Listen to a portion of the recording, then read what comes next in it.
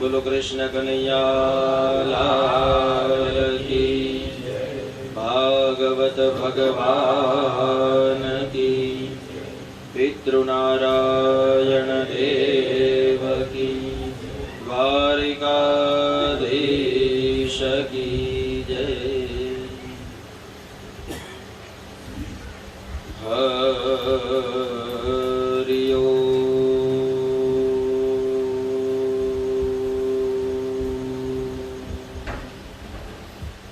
स्वस्ति श्री गणेशाय नमः। श्री शारदाय नमः। श्री परमात्मने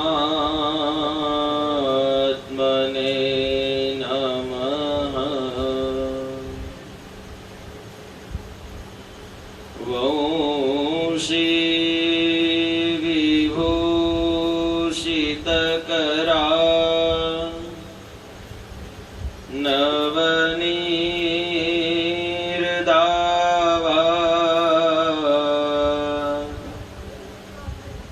पीताम्बरा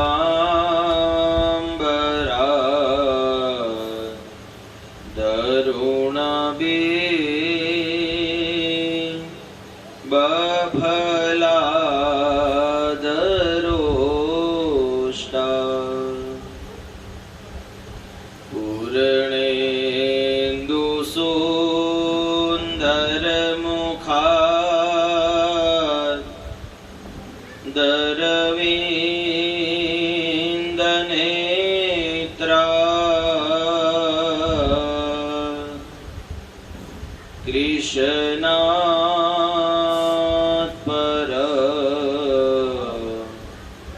किमपिता त्वमहं न जाने। कृष्ण त्वदीयपदपङ्कजपञ्जरान्ते अधियेव मे विशतु न सराजहंस।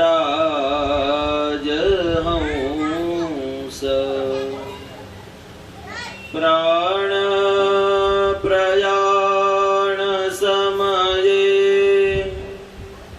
कभवात पीते कंठावरो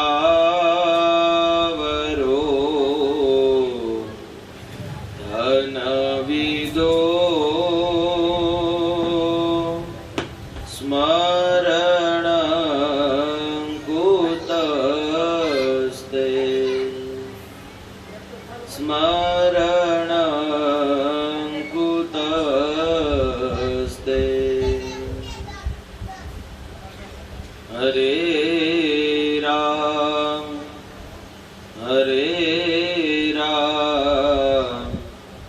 राम राम हरे हरे।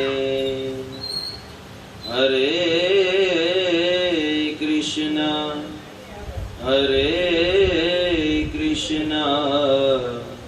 कृष्ण कृष्ण हरे हरे।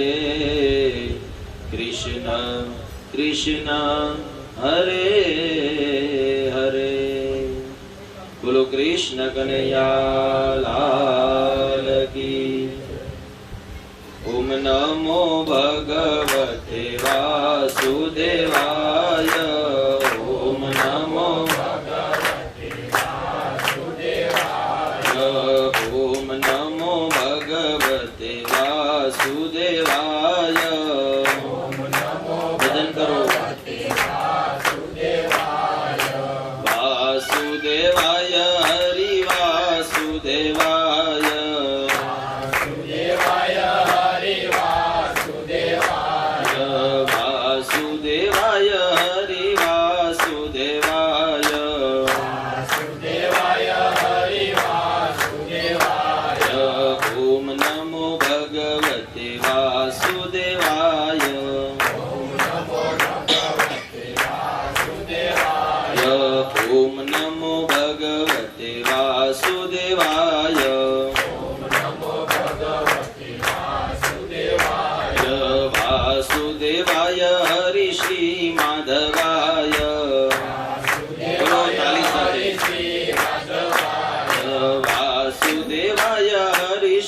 माधवाय वासुदेवाय हरि श्री माधवाय बोलो ओम नमो भगवते वासुदेवाय ओम नमो भगवते वासुदेवाय वासुदेव बोले एना पितृ राजी थाय वासुदेव बोले एना पितृ राजी थाय वासुदेव बोले एना पितृ तरी जाय वासुदेव बोले एना पितृ तरी जाय बोलो ओम नमो भगवते वासुदेवाय ओम नमो भगवते वासुदेवाय ओम नमो भगवते वासुदेवाय ओम नमो भगवते वासुदेवाय ओम नमो भगवते वासुदेवाय ओम नमो भगवते वासुदेवाय बोलो कृष्ण कन्हैया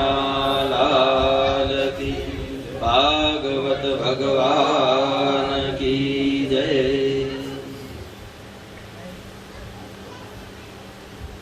अथ श्री गोविंद दामोदर स्तोत्र करारविंदे नपदारविंद मुखारविंदे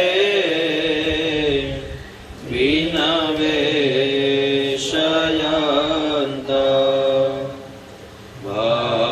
भटस्य पत्रस्य पुटेशयान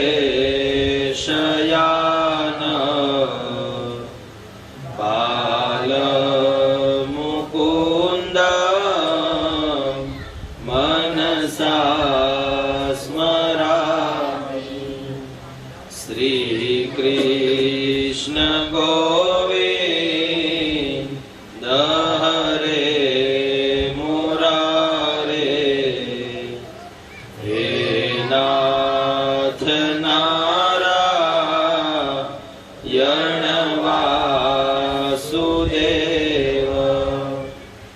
जिहवे पिबस्वा मृतमेतदेव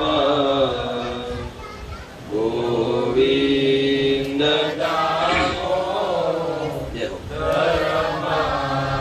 दामोदरमाधवेति विग्रे तु कामा किल गोपकन्या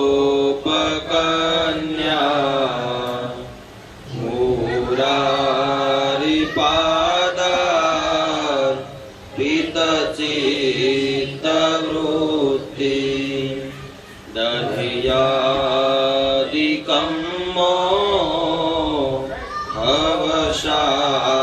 हवशादवोच गोविन्द दामोदरमाधवेति गृहे गृहे गो पवधू कदम्बा सर्वे मिलित्वा समवाप्य योग पुण्यानि नामा निपठन्ति नित्यम् गोविन्द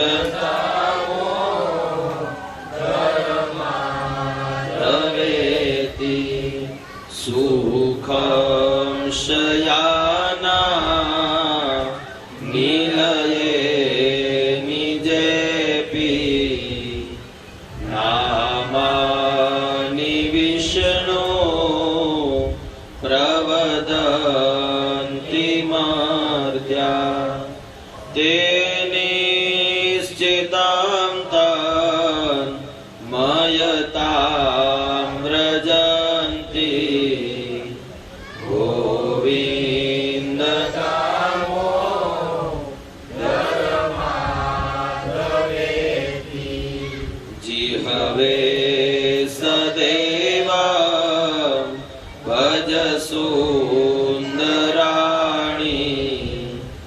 नामानि कृष्णस्य मनोहराणि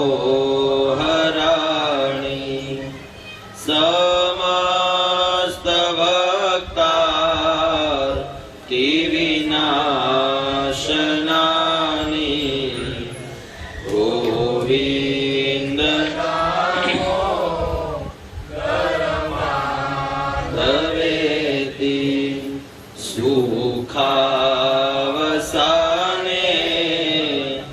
इदमेव सारम् दुःखावसाने इदमेव ज्ञेयम् देहावसाने इदमेव जाप्यम् गोविन्द दामोदरमाधवेति श्रीकृष्ण राधा वरगोकुलेश गोपाल गोवर्धननाथ विष्णु जिहवे पिबस्वा मृतमेतदेव गोविन्द दामोदरमाधवेति गोविन्द दामोदरमाधवेति गोविन्द माधव स्तोत्रनो प्रेमथी पाठ जे करे दामोदर दया दाने सहजे गौलोक संचरे सहजे गौलोक संचरे बोलो भागवत भगवान की जय सच्चिदानंद रूपाय विश्वोत्पत्तिया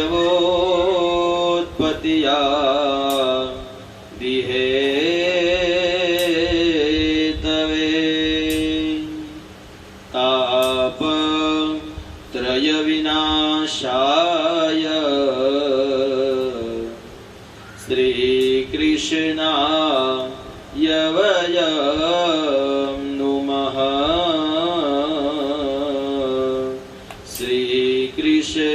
श्रीकृष्णाय वयं नुमः।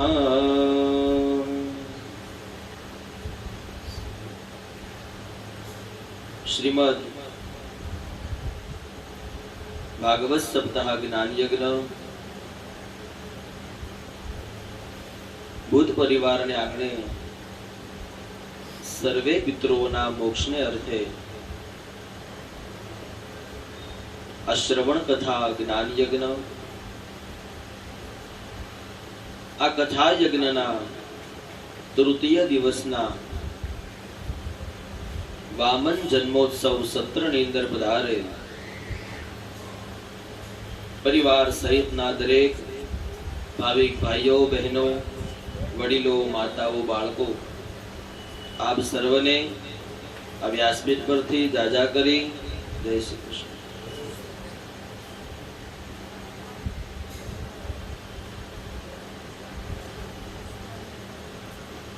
ભાગીરથિયા ગંગાની અંદર પ્રવેશ પ્રભુના ચરિત્ર રૂપી આ કથા ભગવાનના ગુણાનુવાદ રૂપી આ કથા ભગવાન કૃષ્ણનો પરિચય કરાવતી આ કથા છે। કૃષ્ણ કોણ છે દેવ સ્વરૂપ કોણ છે, શું કામ એનું ભજન, શું કામ એનું કીર્તન, શું કામ એનું મનન અને શું કામ એનું ચિંતન કરવું જોઈએ, એ સમજાવવાને માટે આ કથા છે. તમારા આંગણે એક 7 દિવસનો યજ્ઞ ચાલી રહ્યો છે. યજ્ઞ કુંડ બનાવો અને આહુતિ આપો એને જ ખાલી યજ્ઞ ન કહેવાય. યજ્ઞના ઘણા બધા પ્રકાર છે. સત્કર્મનું નામ યજ્ઞ છે. સમજો યજ્ઞની પરિભાષા શું છે. આપણે બધા આપણી મનો બુદ્ધિ પ્રમાણે એવું વિચારીએ છીએ કે કુંડ બનાવવામાં આવે, એમાં હોમ કરવામાં આવે, એને યજ્ઞ કહેવાય. પણ ધર્મશાસ્ત્ર અને કથાનું પુરાણ જ્ઞાન શાસ્ત્ર એવું કહે છે કે ઘણા બધા પ્રકારના યજ્ઞો બતાવેલા છે. તમારા ઘરે આ ચાલી રહ્યો છે તે કથા યજ્ઞ છે. બોલીએ છે ને શ્રીમદ ભાગવત સપ્તાહ જ્ઞાન યજ્ઞ. સપ્તાહ એટલે કે અઠવાડિયું. 7 દિવસનો તમારા ઘરે અત્યારે જ્ઞાન યજ્ઞ શરૂ છે. આને બીજી ભાષામાં કહેવા જઈએ તો શ્રવણ યજ્ઞ પણ કહેવાય. તમે બધા જે કરો છો ને અત્યારે, આ શ્રવણ ભક્તિ છે. અહીંયાથી વ્યાસ સ્વરૂપ બોલવામાં આવે છે અને શ્રોતા તરીકે તમે સાંભળો છો. આનું નામ શ્રવણ ભક્તિ છે. ભક્તિ પણ 9 પ્રકારની છે. આગળ 10મા સ્કંદમાં ભગવાન બતાવે છે 9ધા ભક્તિ આવે છે. ભક્તિ 9 પ્રકારની છે. તપ કરો એનું નામ પણ ભક્તિ છે. દાન કરો એનું નામ પણ ભક્તિ છે. પવિત્રતા રાખો એનું નામ પણ ભક્તિ છે. આવી કથાને સાંભળો એનું નામ પણ ભક્તિ છે. તમારા શરીરને નાચ ગાનની સાથે કીર્તન કરો આનું નામ પણ ભક્તિ છે. 9 પ્રકારની ભક્તિ બતાવી. કોઈની સેવા કરો એનું નામ પણ ભક્તિ છે. એમ તમારા આંગણે આજે જે યજ્ઞ શરૂ છે એક કથા યજ્ઞ છે, શ્રવણ ભક્તિ યજ્ઞ છે. ખાલી કીર્તન કરવાથી કે ભજન બોલવાથી ભક્તિ નથી થતી. ભક્તિના ઘણા પ્રકાર છે. પણ કીધું એમ કે ગમે તે દેવને કરેલા નમસ્કાર કૃષ્ણને ચરણે જાય છે, એમ ગમે તે પ્રકારે કરેલી ભક્તિ છેલ્લે ભગવાન સુધી જાય છે. કોઈ પણ કાર્ય કરો પણ એની અંદર સત્ય હોવું જોઈએ એટલે ભક્તિ છે. એમ તમારા આંગણે આ કથા યજ્ઞ ચાલી રહ્યો છે. કથા યજ્ઞનો 3જો દિવસ છે. જેમ યજ્ઞ કુંડની અંદર આહુતિ આપવામાં આવે, જવતલ અને ઘીનો હોમ થાય અને એ ધોવાળો જેના જેના ઘર સુધી જાય એ બધું જ પુણ્ય તમને મળે છે. યજ્ઞની પણ બહુ મોટી પરિભાષા છે. ઘણીવાર યજમાનો અમને ફોન કરી, દાદા એક 500 ગ્રામ ઘી હોમવું છે, યજ્ઞ કરવો છે એમને, સવાશેર ઘી હોમવું છે દાદા. ખાલી ઘી હોમવાથી યજ્ઞ થતો નથી. તમે તમારા ઘરે જે યજ્ઞ કરો છો, યજ્ઞની વરાળ જ્યાં જ્યાં સુધી પહોંચે છે ત્યાં સુધી દરેકનું પુણ્ય યજ્ઞ કરનાર વ્યક્તિને મળે છે. એટલે યજ્ઞનું બહુ મહત્વ બતાવ્યું છે. ઋષિ મુનિઓ પેલા યજ્ઞ કરતા, પર્જન્ય યજ્ઞ કરતા, વરસાદ લાવવા માટે યજ્ઞ છે. એમ તમે અત્યારે કથા યજ્ઞ કરો છો. તમારા પરિવારના માધ્યમથી બીજા કોઈ વ્યક્તિને પણ આ કથા કાન દ્વારા સંભળાશે તો તેનું પુણ્ય પણ તમને ને તમારા પરિવારને મળે છે. કારણ કે નિમિત્ત તમે બન્યા છો. ઘણીવાર યજમાનો મોટી મોટી કથા થતી હોય એમ કે ભાઈ મારે મુખ્ય યજમાન. એનું કારણ આ છે કે તમે નિમિત્ત છો ને તમારા દ્વારા બીજાને મળે છે. એ પુણ્ય તમને મળવાનું છે. જો કે આ તો તમારા ઘરે છે ને આપણે કઈ નગર મોટી કથા હોય તો પોથી યાત્રાનો ચડાવો હોય કે ભાઈ છેલ્લે આ પોથી કોણ લઈ જશે. 7 દિવસનું પુણ્ય લોકો લાખ લાખ, 2 લાખ, 5 લાખ રૂપિયા આપે છે. શું કામ? કે 7 દિવસનો પુણ્યની પધરામણી પેલા એના ઘરે છે. આની કોઈ કિંમત તો છે જ નહીં, પણ વર્તમાન સ્થિતિને ધ્યાનમાં રાખી આ બધા બોલવામાં આવે છે. એટલી પવિત્રતા આ ગ્રંથની અંદર રહેલી છે ને આટલું પુણ્ય રહેલું છે. જરૂર તમને આ પુણ્ય દેખાતું નથી, પણ તમને એનો અનુભવ 100% થશે. આ ભાગવત ઉપર વ્યાસ તરીકે તમને બેસીને એવું પણ ન કહી શકું કે તમે ધારો એ તમારા કામ થઈ જશે. પણ જો તમને આમાં પૂરી શ્રદ્ધા હશે, પૂરો વિશ્વાસ હશે તો અમુક સમયની અંદર, સમયગાળાની અંદર તમને આનું ફળ મળશે ને મળશે. તમારો કેટલો ભાવ છે, તમારો કેટલો વિશ્વાસ છે અને તમારી કેટલી શ્રદ્ધા છે. ઘણી વાર અમે કથા કરવા જઈએ ને તો આ કથાનો નિયમ છે.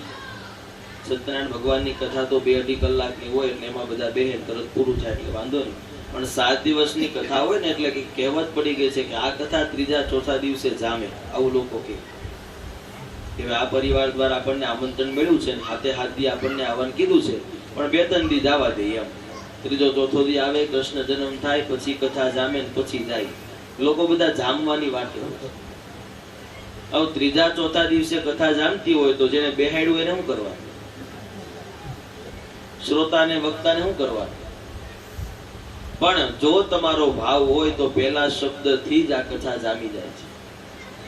મેં કીધું એમ બીજી કદાચ મોટી કથા હોય કે ન હોય, પહેલા દિવસથી તમે બધા મારી સાથે જોડાયા છો. અગર બીજી બધી કથા કરવા જાવ એટલે 2-3 ભૂદેવો, સંગીત બધું મારું ગ્રુપ મારી પાસે હોય એટલે મને મજા આવે, કોક છે એમ. હાલમાં હું એકલો છું પણ એવું એકલા જેવું લાગતું નથી. એક બેને મેં ભૂદેવ બનાવી દીધા છે, એક બે સંગીત વાળા બની ગયા છે, એટલે વાંધો નથી આવતો. કહેવાનું તાત્પર્ય, જો તમને શ્રદ્ધાને ભાવ હોય ને તો એમાં જામવાની વાટ જોવાની હોતી નથી. એમ તમે તમારો પરિવાર બધા પહેલા દિવસથી, પહેલા સત્રથી જ ભળી ગયા છો. હું તો આ કાગળિયા છાપી નાખ્યા ને વિચારતો તો હાથમાં દઈએ કંઈક લીટી ઉઠી પોગે તો સારું, જાત મારી હારે બોલવા મળે. કાલથી પાછળની લીટી તમારે બધાને બોલવા, બરાબર? કારણ કે મને સમજાઈ ગયું તમે બોલી શકશો. એમાં ગોવિંદ દામોદર આવે ને આ બે લેરકા કરે, મજા આવે છે. હા, સારું રાગમાં બોલે છે. અને મેં કીધું એમ સાંભળજો, વાત એટલા માટેની મજા આવે છે, તમારા આંગણે બેઠો ને તમારું કોઈ એવું નથી, પણ આ યુવાન વર્ગના મગજની અંદર આ બધું બેસાડવું ને બહુ અઘરું છે. આ બધા એવું કે આવું કઈ હોય નહીં, ઘણા યુવાનો છે, પણ તમારા કઈક એવા સંસ્કારનું સિંચન થયું છે, પૂર્વજોની કૃપા છે, તો આ બધું એને બેસે છે. નકર આ બધાને બેહાડવા ગમે બાનું કાઢી વ્યા જાય, તમે કાંઈ ન કરીએ, તમારે હાથ પાડવી પડે, વાંધો નહીં જાય. પણ હરિની કૃપા કંઈક હોય, પ્રભુની ઈચ્છા હોય, અને યુવાન વર્ગ બેઠો છે, આ બધા બેનું દીકરીઓ બેઠા છે, ભગવાનની કૃપા કહેવાય. એ કૃપાને લક્ષ્યમાં રાખીને આવું દેખાય છે. તમે આ બધામાં પોરવાયેલા છો, મારી સાથે જોડાયેલા છો, ભગવાન ભક્તિના રસની અંદર તમે બધા તરબોળ છો, આવું દેખાય છે. તો જ મજા આવે ને. શ્રોતાથી મતલબ વક્તાને હું છે, સાંભળજો. અને બીજી એક વાત, મારી બુદ્ધિ પ્રમાણે વિચારું તો કથાની અંદર કેટલા લોકોની હાજરી છે એ જરૂર નથી, પણ સાંભળવાળાની હોજરી કેવી છે ને એ મારે જોવાનું. મારી સામે 1000 બેઠા હોય પણ એકની હોજરી સાંભળવાની ન હોય તો શું કામનું? તમે બધા હોજરી વાળા મળ્યા છો એવું દેખાય છે એટલે હાથ દી પૂરા થઈ જાય. અગર બીજી બધી કથા હોય ને એટલે 20 મિનિટ જાય ને તરત એકાદું કીર્તન લેવું પડે, કારણ કે અમને પોતાને જ ન મજા આવતી હોય. મારો લક્ષ્ય શ્રોતા પર હોય, પણ શ્રોતાનો લક્ષ્ય મારી પર ન હોય તો શું કરવાનું? એટલે અહીંયા તમારો લક્ષ્ય અહીંયા વચ્ચે છે, નકર હું એવું નક્કી કરતો તો વચ્ચે અડધી કલાકે કદું કીર્તન ગવડાવીશ, પણ એનો કઈ વારો આવતો નથી ને આપણે લેવો નથી, બરાબર ને?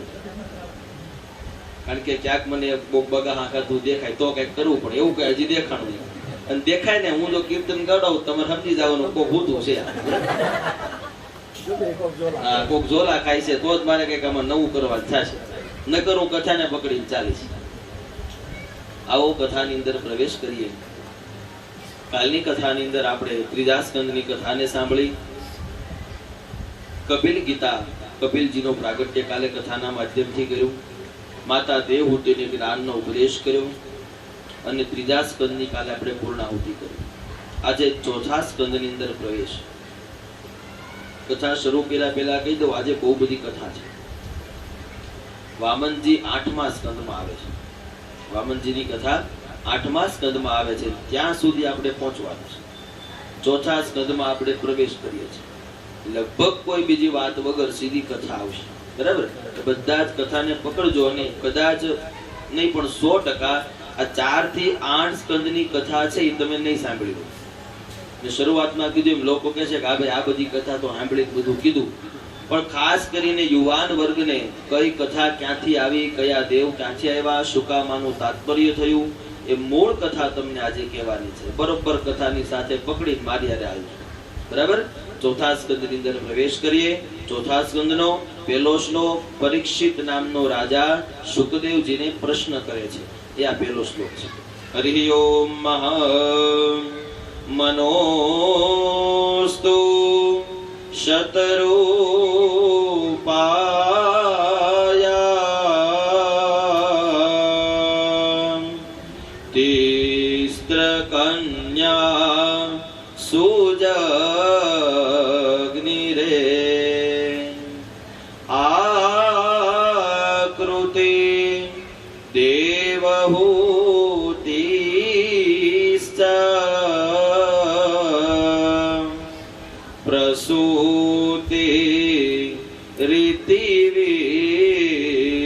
શ્રુતા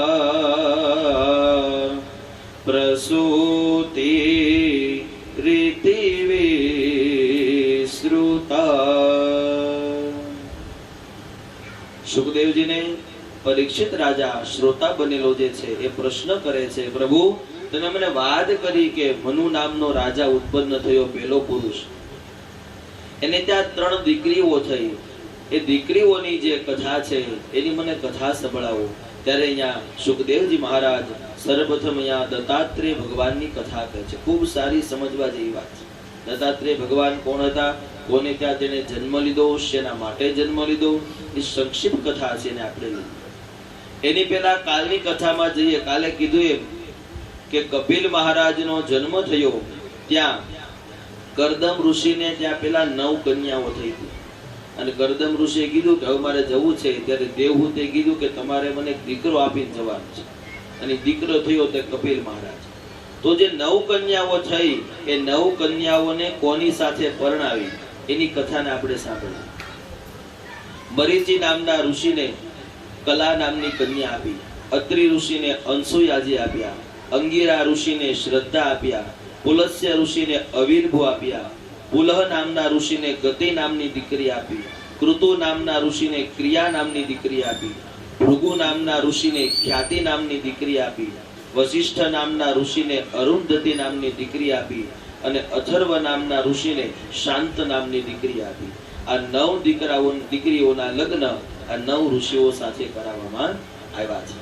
એમાંથી અત્રિ અને અનસુયા, અત્રિ ઋષિને જે અનસુયા દેવી આપ્યા એમના અહીંયા જન્મ કર્મની કથા, અને એના દ્વારા ભગવાન દત્તાત્રેયનો અવતાર થયો એની અહીંયા કથા બતાવે છે. કથા એવું લખે, અત્રિ અને અનસુયા તેમને ત્યાં ભગવાન દત્તાત્રેય તરીકે પ્રભુ નારાયણ પોતે પધાર્યા છે, જેને 24 ગુરુઓ કર્યા છે. એ ભગવાન દત્તનો અવતાર દત્તાત્રેય ભગવાન. સાથે અનસુયાજીને ત્યાં દત્તાત્રેયની સાથે દુર્વાસા અને ચંદ્રમા આ બંને પણ પુત્ર બનીને પધાર્યા છે. અત્રિ અને અનસુયા દ્વારા દત્તાત્રેય ભગવાન પ્રગટ થયા, તેની સાથે દુર્વાસા મુનિ અને ચંદ્ર જે આપણને દેખાય છે એ પણ પુત્ર બનીને તેને ત્યાં પધાર્યા છે. અહીંયા અનસુયાજીની પતિવ્રતા અને સતીત્વની વાત બતાવે છે. અનસુયાજી છે ને એ ખૂબ પવિત્રતા અને પતિવ્રતા નારી હતા, એનો એ દૃષ્ટાંત બતાવે છે. દરેક સ્ત્રી તત્વએ અનસુયા જેવું જીવન જીવવું જોઈએ એવું કથા સમજાવે છે. દરેકના ધર્મ છે, પુરુષને એનો ધર્મ છે, સ્ત્રીનો એનો ધર્મ છે. દરેકે પોતપોતાના ધર્મને સાચવીને રાખવો જોઈએ. અનસુયાજી પતિવ્રતા નારી હતા, સત્યને જાણવા વાળા હતા, સત્યની સાથે રહેવા વાળા હતા, અને સાથે સતી હતા. અહીંયા કથા એવું લખે છે, ખબર પડી દેવલોકની અંદર કે અનસુયાજી જેવી કોઈ પતિવ્રતા નારી નથી, એના જેવા કોઈ સતી નથી. આ વાતની ખબર ભગવતી લક્ષ્મીજી, સાવિત્રી અને પાર્વતીજીને ખબર પડે છે, જે બ્રહ્મા, વિષ્ણુ અને મહેશના પત્ની છે. ખ્યાલ છે ને બધા છોકરા? બ્રહ્માજીને ત્યાં સાવિત્રી છે, ભગવાન વિષ્ણુને ત્યાં લક્ષ્મીજી છે, અને ભગવાન શિવજીને ત્યાં પાર્વતી છે. એ ત્રણેય દેવીને થયું. જોજો આ સ્ત્રીઓનો સ્વભાવ છે, જે કે આવશે એક જ ખોટું કોઈ લગાડવાનું નહીં, સીધું સાંભળી લો. સ્ત્રીઓનો સ્વભાવ છે કે એની કરતા કોઈ સારું શ્રેષ્ઠ કાર્ય કરે ને બીજી સ્ત્રી તો એને ન ગમે, એની કરતા સારી દેખાય તો પણ ન ગમે, એની કરતા સારું કામકાજ આવડતું હોય તો ન ગમે. એક સ્ત્રીનો સ્વભાવ છે, કોઈ પણ હોય, બધા જનરલ આવે.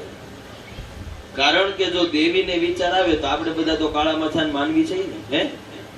તો ત્રણેય દેવીઓને વિચાર આવ્યો કે ભાઈ આપણે 3 દેવતાઓના પત્ની છે, આપણને મૂકીને દેવલોકમાં અનસુયાની વાતો થાય છે કે ભાઈ અનસુયાજી બહુ પતિવ્રતા નારી છે અને સતી છે, તો આપણે એના પારખા કરવા પડે. પારખા કરવાને માટે હવે પોતે તો જઈ ન શકે, એટલે ત્રણેય દેવતાઓને કીધું. સમજો, ત્રણેય દેવતાઓને કીધું કે ભાઈ અનસુયા પતિવ્રતા નારી છે, તમે એનું પારખું કરવા જાઓ, અમારે જોવું છે. લોકો એની વાહવા એટલી બધી કરે, એનામાં છે શું? આમ ત્રણેય દેવીને વિચાર આવ્યો, ભગવાન ના પાડે છે અમને રહેવા દો, સતીના પારખા અમારે ન લેવાય. ત્રણેય દેવો જાણતા હતા કે અનસુયાજી શું છે. 2 વાર ના પડી, 3 વાર ના પડી. ત્રણેય દેવીએ પછી ખીજાણા ડોળા કાઢ્યા, આપણે જવું જ પડે. એમાં હજી મારું તમારું કોઈનું હાલ્યું નથી. ત્રણેય ભગવાન મળીને અનસુયાજીના આંગણે જાય છે. જોજો સતીત્વના પારખા છે. અનસુયાજીના આંગણે ગયા છે. ત્રણેય ભગવાને સાધુનું સ્વરૂપ લીધું છે. દેવ બનીને જાય તો અનસુયાજીને ખબર પડી જાય. આશ્રમની અંદર ગયા, સાધુનું સ્વરૂપ લીધું અને ઊભા રહે છે. ભવતી ભિક્ષાન દેહી, અમને કઈક ભિક્ષા આપો. જો પારખા લે છે ભગવાન, અમને કઈક ભિક્ષા આપો. ત્યારે અનસુયાજી ત્રણેય દેવતાઓ માટે ભિક્ષા લઈને આવે છે. ત્યારે ત્રણેય દેવતાઓ પરીક્ષા કરે છે કે સાંભળો, જો તમે સતી હોય, પતિવ્રતા નારી હોય, પતિ સિવાય બીજો કોઈ તમારે પરપુરુષ નજરે ન જોયો જાતો હોય, તો અમે ત્રણેય સાધુ છીએ, અમારી સામે નિર્વસ્ત્ર થઈ અને અમને આ દાન આપો. સમજો, આ સતીત્વના પારખા ભાગવતજી લખે છે. અમારી સામે નિર્વસ્ત્ર થઈ અને અમને આ દાન આપો તો અમે સાધુ તરીકે સ્વીકાર કરીએ. અનસુયાજી વિચાર કરે છે, જો ન પાડું તો મારું સતીત્વ લાજે, મારા આંગણેથી સાધુ બ્રાહ્મણ ખાલી હાથે જાય.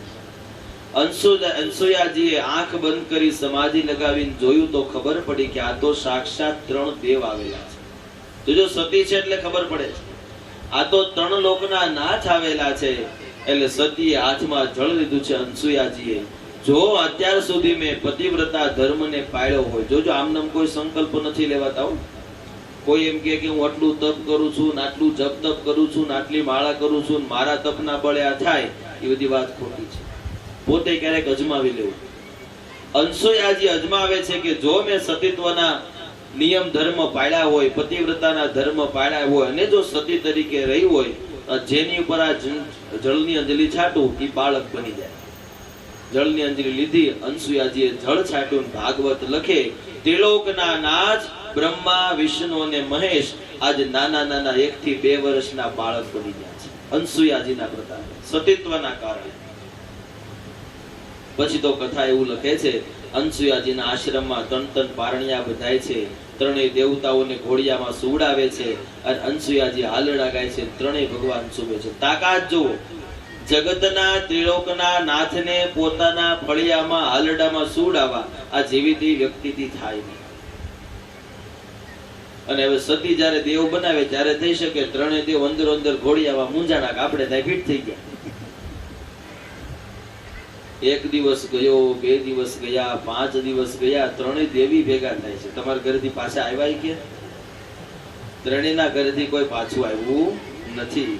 ખબર પડી છે ત્રણેય દેવીઓને કે અનસુયાજીના પારખા કરવા ગયા હતા અને ત્રણેય દેવોને બાળક બનાવી દીધા છે. ત્રણેય દેવી દોડતા દોડતા ત્યાં પધારે છે. અનસુયાજી પાસે માફી માંગે, અમને માફ કરો, અમે તમારા સતીત્વના પારખા લેવાને માટે, તમારું સતીત્વ અમારાથી જોયું નથી જતું એટલા માટે દેવોને મોકલેલા, અમારા દેવો અમને પાછા આપો. અનસુયાજી ફરીવાર જળની અંજલિ છાટે છે અને ત્રણેય દેવતાઓ, ત્રણેય દેવીઓ સતીને નમન કરે છે. સમજો, જ્યાં જ્યાં નારીની અંદર શક્તિ છે, કથા એવું લખે છે, યત્ર નારીસ્ત્ર પૂજ્યન્તે રમંતી તત્ર દેવતા.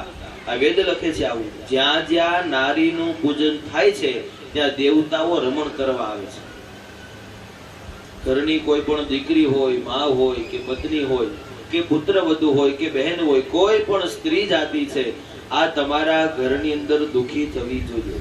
આ પહેલું કાર્ય સમજો, ખાસ કરીને ભાઈઓ. જો તમારા ઘરમાં કોઈ સ્ત્રી તત્વ દુખી થાય છે તો પછી કોઈ વસ્તુની તમારે આશા રાખવાની નથી. જ્યાં જ્યાં નારીનું પૂજન થાય છે ત્યાં સાક્ષાત દેવતાઓ પધારે છે. પણ ક્યારે થઈ શકે? નારીએ પણ પોતાના ધર્મને પાળવા જોઈએ, નારીએ પણ પોતાનું વ્રતને સાથે રાખવું પડે, ત્યારે આ બંને પરસ્પર ભાવના થઈ શકે છે. પતિ અને પત્ની બંને વચ્ચે પરસ્પર ભાવ હોય ત્યારે જ આ વાત શક્ય છે. અનસુયાજીને નમન કરી ત્રણેય દેવતાઓ પોતપોતાના લોકની અંદર પધાર્યા છે. એવા અનસુયાજીના આંગણે ભગવાન દત્તાત્રેયનો અવતાર થયો છે. દત્તાત્રેય મહારાજે 24 ગુરુઓ બનાવેલા હતા. એ 24 ગુરુની કથા 12મા સ્કંદની અંદર આવે છે. શ્રોતાઓની સાથે અહીંયા કહ્યું કે ગુરુ ધારણ કરવાથી શું પુણ્ય મળે છે, ગુરુને સાથે રાખવાથી શું કર્મ મળે છે, એ દત્તાત્રેયજીએ સમજાવ્યું છે. તમારી સાથે કોઈ પણને તમે ગુરુ બનાવ્યા છે તો તે તમારી સાથે જ હોય છે, તમારા હૃદયમાં જ હોય છે. તમને એના કેટલા નજીક જોવાની ભાવના છે ને એ તમારે તપાસવાનું છે. તમે જેને ગુરુ સ્વરૂપે ધારણ કર્યા છે હંમેશા હાલતા ચાલતા બેસતા ઉઠતા તમારા જ ચિંતનની હોય છે. સદગુરુની વાત કરું છું. ગુરુ અને સદગુરુમાં ફેર છે.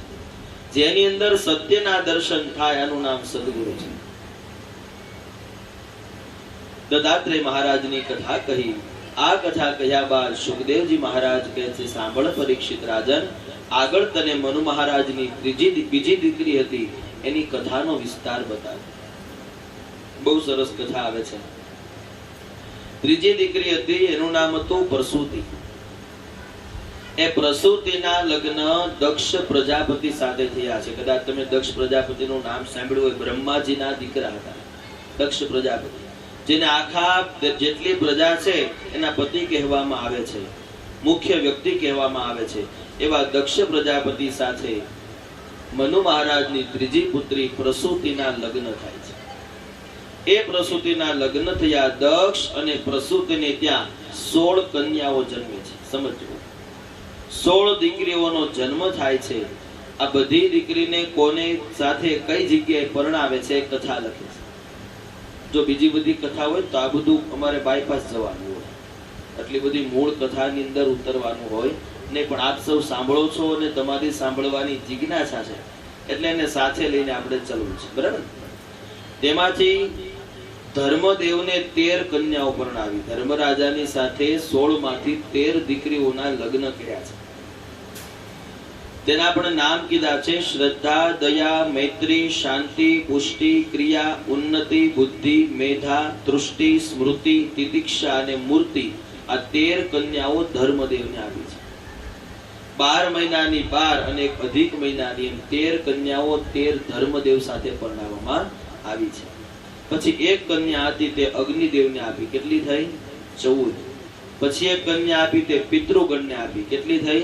15. કેટલી કન્યા વધી? 1. 16 કન્યા હતી ને, જે 16મી કન્યા વધી એ સતી હતા. એ સાક્ષાત ભગવાન શિવ શંકરને આપે છે. સતી આવ્યા, સતી ગયા પછી માં પાર્વતી આવ્યા છે. બાળકોને ખાસ સમજાવી દઉં. હજી હમણાં આપણે આગળ જ કહી દો શંકર ને પાર્વતી, તો વિચાર આવે ને કે સતી કોણ? પેલા ભગવાન શિવજીની સાથે સતીના લગ્ન થયા હતા અને સતીના લગ્ન પછી પાર્વતીજીના લગ્ન શું કામ થયા એ જ આ કથાની અંદર આવે છે. સાંભળશો એટલે તમને જવાબ મળી જશે. સતીને અહીંયા વાત બતાવી. સતી ચરિત્ર અહીંયા કથા કહે છે. આ કથાને દક્ષ યજ્ઞ વિધ્વંસ કથા પણ કહેવાય છે. આ કથાને સતી ચરિત્ર પણ કહેવાય છે. એ કથાની અંદર આપણે પ્રવેશ કરીએ. કથા એવું લખે, એક સમયે બ્રહ્માજી જ્ઞાન સત્ર યોજે છે. આપણે જે અત્યારે કથા કરીએ છીએ તમે સાંભળો છો, આનું એક જ્ઞાન સત્ર પણ કહેવાય. કે જેની પાસે જે જ્ઞાન હોય એકબીજાને બાટે, એકબીજાને એનું જ્ઞાન આપે, એને જ્ઞાન સત્ર કહેવાય. આજે પણ અમારી પાઠશાળાઓની અંદર જ્ઞાન સત્ર યોજાય છે. કે કોઈ બ્રાહ્મણ સારું વધારે ભણ્યા છે અને એને કોઈ વેદનું જ્ઞાન છે તો 25-50 બ્રાહ્મણ ભેગા થાય અને એને સામે બેસાડી એ જ્ઞાન બ્રાહ્મણો લે છે. એને જ્ઞાન સત્ર કહેવાય. આવું દેવતાઓમાં યોજાતું હતું. તો એક સમયની વાત છે, બ્રહ્માજીએ જ્ઞાન સત્ર યોજ્યું છે. કોઈ પણ સત્ર હોય ને એનો એક નાયક હોય. તમારી ભાષામાં કહું તો મીટિંગ. કોઈ મીટિંગ હોય તો એમાં એક મેન નાયક હોય ને, બોલવા વાળો. 100 જણા મીટિંગમાં હોય બોલતા હોય કેમ ભેગું થાય?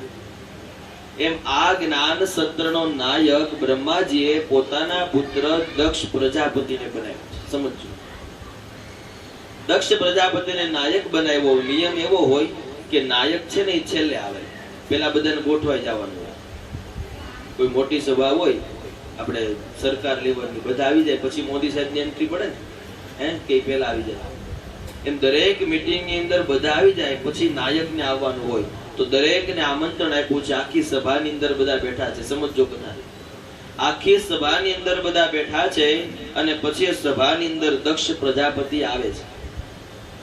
કથાનો આ જ્ઞાન સત્રનો દરેક જગ્યાનો એવો નિયમ છે કે જે મુખ્ય વ્યક્તિ આવે ને એટલે એને સન્માન આપવું પડે. હું આવું છું, તમે બધા ઉભા થાવ છો. જો કે આ થોડુંક મને અજુગતું લાગે પણ નિયમ એટલે તમને કેવું પડે. બાકી મારી ઉંમર પ્રમાણે મારે કોઈ માન સન્માનની જરૂર નથી. પણ તમારે ભાવ એવો રાખવાનો છે, મને નહીં, વિશાલ દાદાને નહીં, તમે વ્યાસજીને સન્માન આપો છો. તમે કદાચ એ પગે લાગો છો તો વ્યાસજીને લાગો છો. મારો તો એવો મત છે, તમારે કદાચ કોઈ બ્રાહ્મણને ન પગે લાગો તો કાંઈ નહીં, અને જો લાગો તો શ્રેષ્ઠ છે. બ્રાહ્મણના જમણા અંગૂઠાની અંદર દરેક તીર્થો રહેલા છે. કથા એવું લખે છે. પણ કદાચ બ્રાહ્મણ તરીકે તમને સામે ચાલીને કહું તો થોડુંક અજુગતું લાગે કે હું પોતે મારું તમને કહું છું. પણ કથા એવું લખે છે, જ્યારે કોઈ કથાના નાયક આવે, જ્યારે કોઈ સભાના નાયક આવે, ત્યારે ઊભા થઈ અને એને સન્માન આપવું પડે. તો દક્ષ પ્રજાપતિ પધાર્યા એટલે સભામાં બેઠેલા બધા જ ઊભા થાય છે. સાંભળજો, એ સમયે પણ કંઈક મર્યાદા હોય. હવે તમારો દીકરો ગમે એવડો મોટો થઈ જાય અને કંઈક બનીને આવે તો દાદા અને બાપા સામે તોય નાનો જ કહેવાય, બીજા બધા સામે કદાચ મોટો હોય. તો દક્ષ પ્રજાપતિ આવ્યો એટલે બ્રહ્માજી એક ઊભા ન થયા, કારણ કે બ્રહ્માજી દક્ષના પિતા હતા. દીકરો આવે તો બાપને ઊભું ન થવું પડે, એક વ્યવહારિક વાત છે. તો બ્રહ્માજી ન ઊભા થયા, અને બીજું ત્યાં કોણ હતું? ભગવાન શિવજી, ભગવાન મહાદેવજી. દેવોના દેવ મહાદેવ છે, ગમે તે આવે એને કાંઈ ફેર પડે નહીં. એક મહાદેવ ઊભા ન થયા. અને મહાદેવ કોણ હતા? દક્ષ પ્રજાપતિના જમાઈ હતા. સમજાણું તમને? એની દીકરી પરણાવી એટલે જમાઈ થયા. સસરાને તેમ થાય કે હું જાવ એટલે જમાઈ રામ રામ મળવા જોઈએ, આમ કંઈક મને માન આપવા જોઈએ. આવું દક્ષ પ્રજાપતિને થયું કે બધાને મેં જોયા, ચાલો બ્રહ્માજી તો મારા પિતાજી હતા, પણ આ મહાદેવ કેમ ન ઊભા થયા? એ તો મારા જમાઈ છે, હું એનો સસરો છું, એને મને માન આપવું પડે. આવી બુદ્ધિ દક્ષ પ્રજાપતિને થઈ. દક્ષ પ્રજાપતિએ કઈ જ્ઞાન સત્ર ન કર્યું, કઈ સભા ન કરી, અને ન કહેવાના વાક્ય ભગવાન શિવજીને કીધા છે. તો છડા વાક્ય બોલ્યા છે કે મારા આવવાથી મારો જમાઈ ઉભો ન થયો, એને મને સન્માન ન દીધું, એને આ સભામાંથી હું તિરસ્કાર કરું છું. આવું બધું કહી દીધું. શિવ છે ને એ બે પ્રકારનું તત્વ છે. શિવ જેવું શાંત તત્વ પણ કોઈ નથી, અને શિવ જેવું ક્રોધ તત્વ પણ કોઈ નથી. એ તમને આ કથાની અંદર બે વસ્તુ આજે દેખાશે. અહીંયા ભગવાન શાંત તત્વ થઈને નીકળી ગયા છે કે દક્ષ એનું કામ કરે, હું મારું કામ કરું. અને કીધું ને કે અહીંયા મને આદર ન મળ્યું, સન્માન ન મળ્યું, એટલે મારે રહેવાય નહીં. ત્યાંથી ભગવાન શિવજી નીકળી ગયા. શિવજીની સાથે એના ગણ નંદી હતા. એ નંદીથી અપમાન સહન ન થયું અને નંદીથી શ્રાપ અપાયો. સાંભળ દક્ષ, તે તારા મુખે ભગવાન શિવની અવગણના કરી છે, ન કહેવાના વાક્ય કીધા છે, જાત અને બોકડાનું મુખ મળશે. આવો શ્રાપ નંદીથી અપાઈ ગયો. નંદી અને શિવ ત્યાંથી નીકળી ગયા. કથા એવું લખે. આ સભા અહીંયા પૂર્ણ થઈ. થોડા દિવસો વીતી ગયા. હવે આ કથા સતી ચરિત્રની કથા શરૂ થાય. થોડા દિવસો વીતી ગયા. હવે દક્ષના મનની અંદર હજી ભ્રમણા છે કે મહાદેવે, શિવજીએ મારું અપમાન કર્યું છે, સભાની વચ્ચે મને નીચો દેખાડ્યો છે, આનો મારે બદલો વાળવો છે. સમજો, બદલો લેવાની ભાવના જ્યારે તમારી અંદર જાગે ત્યારે તમારું પતન થાય છે. સાંભળજો, ખૂબ સાચી વાત છે. કોઈ દિવસ બદલો લેવાની ભાવના ન રાખો. જે થયું તેને સાંજે ભૂલી જા, બીજા દિવસે નવી સવાર. આજે તમને કોણ હું કહી દઉં છે, કોણ કેવું કહી દઉં છે, શું ફેર પડવાનો છે? રોજ સવાર જાગો એટલે નવે નાકે દિવાળી થાય છે ને. હે, આગલા દિન બધું જ ભૂલી જવાનું. સવાર જાગીને આજ નવી શરૂઆત કરવાની. દક્ષ પ્રજાપતિ ભૂલી નથી શક્યો. કથા જેવું લખે છે, થોડો સમય જતા દક્ષ પ્રજાપતિએ હરિદ્વારની પાસે કનખલ નામનું ક્ષેત્ર છે. એ કલખન નામના ક્ષેત્રની અંદર મહાન મોટા યજ્ઞનું આયોજન કર્યું છે. બદલો લેવાની ભાવથી સમજો. મહાન મોટા યજ્ઞનું આયોજન કર્યું અને દરેક જેટલા દેવ દેવતાઓ હતા બધાને આમંત્રણ આપ્યું છે, સિવાય ભગવાન શિવ. શું કામ? કે બદલો લેવાનો તો હું યજ્ઞ કરું છું, મને મહાદેવે આમંત્રણ સન્માન ન આપ્યું, એટલે મારે એને યજ્ઞમાં બોલાવવાના નથી. એટલે પોતાની દીકરીને યજ્ઞમાં કીધું નથી. કથા એવું લખે. ધીમે ધીમે યજ્ઞનો દિવસ આવે છે. યજ્ઞનો દિવસ આવ્યો. દરેક દેવતાઓ પોતપોતાના વિમાન લઈ આકાશ માર્ગેથી દક્ષને ત્યાં જતા હતા. અને એમાં પણ અમુક દેવતાઓને ખબર પડી કે આપણને બધાને કીધું છે અને દક્ષ પ્રજાપતિ એની દીકરીને નથી કીધું યજ્ઞમાં. આવો આપણે પરિવાર સંસારમાં થાય, સમજજો. હવે કોઈ પરિવારમાં ખબર પડે ને કે તમારા ભાઈની જ્યાં દીકરીની લગ્ન છે ને તમને નથી કીધું, એટલે બીજા પરિવાર વાળા 5 જણા તમારી પાસે આવે લગ્ન પહેલા, તમને નથી કીધું, તમને નથી બોલ્યા, આવો તમને અનુભવ થયો છે.